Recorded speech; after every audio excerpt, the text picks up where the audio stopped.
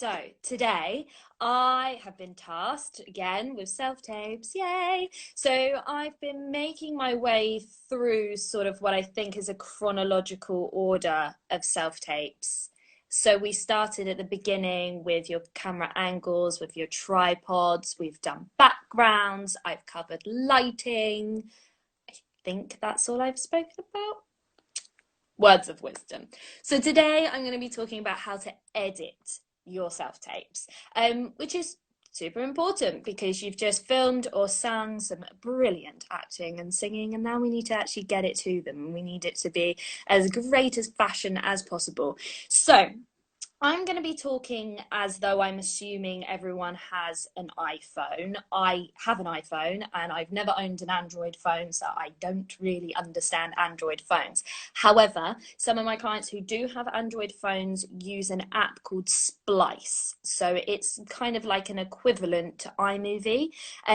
There is a subscription with Splice. However, if you want to do the free version, you can pretty much edit a self-tape fine without needing to pay for the whole subscription, because obviously iMovie on iPhones is built in. So yeah, Splice if you're on Android, but I'm going to talk as though I'm assuming everyone has an iPhone. So the first thing that I think is really important is, what are we actually filming in? So I'm awful with technology and whatnot. So when some of the brand new iPhones, they come with sort of like 4K or 1080, and that's like big stuff. Your files are going to be big, and yes, it's going to be crystal clear, but it's not necessary for a self-tape. If you're filming like a mini short film on the iPhone that you're going to upload to something like Vimeo, then fine, film in 4K, but we're probably not going to be doing that for a self-tape, which is going to be what, like 2 minutes long. So you don't need to film in 4K, and you don't need to film in 1080. I recommend for self-tapes filming in 720p, which I think is pretty much the standard for the new iPhones. A little fun fact for you, and I had to write it down just so I don't get it wrong. Move the fringe aside. So if you were to film 1 minute's worth of footage in standard 4K on your iPhone, that's going to be 135 megabytes. So if you film 2 minutes, that's 135 megabytes times two. If you film for 1 minute of 720p on the iPhone, it's only going to be 40 megabytes. So this is going to really come in handy with you when you're compressing later on, but we'll get to that another time. So yeah, you just need to film in 720p, no point filming in 4K. And most laptops have the Retina display, so you can film slightly less and you'll be absolutely fine. So that's kind of the beginning part of that's almost when you're filming, not really editing, but that comes in handy for now with what we're about to do. So I'm going to do a little tester and see how this works. I'm going to edit a self-tape of the lovely Sebastian William Wilson Larman on my phone. So I'm currently live on Mum's phone, and I'm going to edit on my phone. So if my glamour assistant Mum could please come and take the phone. So she's going to take the phone. I'm going to try and edit it. If you can't see what I'm doing at any point, can you just say something and I will try and sort it. Okay, so here goes. I'm going to flip the camera. I have absolutely no idea how to do this. Camera flip, there's my curtain. Okay. Okay, so here we have iMovie and Mum's face. Smile, Mum. Okay, so here we have, this is iMovie on my phone. I can't see, I'm doing this through the screen of Mum's phone. Also, if I'm shouting, I'm very sorry. So, no, I think it's fine. So what we're going to do, so I've opened up iMovie, and then we click on the plus button, which I've already done, and then we click on movie. Oh, here's all of the selfies that I just took beforehand. We're going to click on that one. Oh, sorry, I can't see. And then create movie. So you've clicked on the one that you want, and then you click on create movie. It goes to the end. I believe this is an outtake of Sebastian doing me a self-tape a couple of weeks ago. Okay, so as you can see, this is the raw footage. Remember what I was talking about with the background, how, you know, he's quite far away, but we want to move closer. That's fine. So the first thing we're going to do is we're going to touch on the footage, and you're going to see here the little plus button here. We're going to click on that, and it's going to say pinch to zoom. So what we're going to do is we're going to pinch it, and we're going to zoom in. voila, the edges are gone. It's nice and clear to his face. There's space above his head.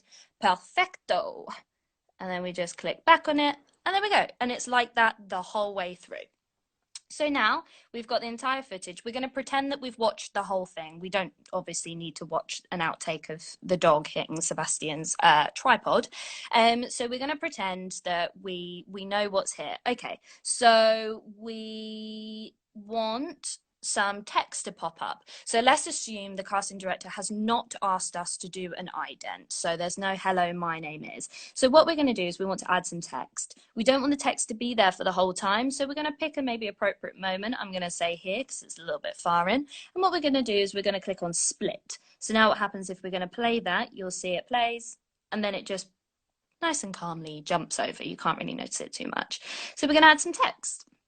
So you touch on it, so it's yellow, and then we're going to go down to the T button, which is text. You can put your text wherever you want. I personally think it's super distracting to have it over your face. I don't like that.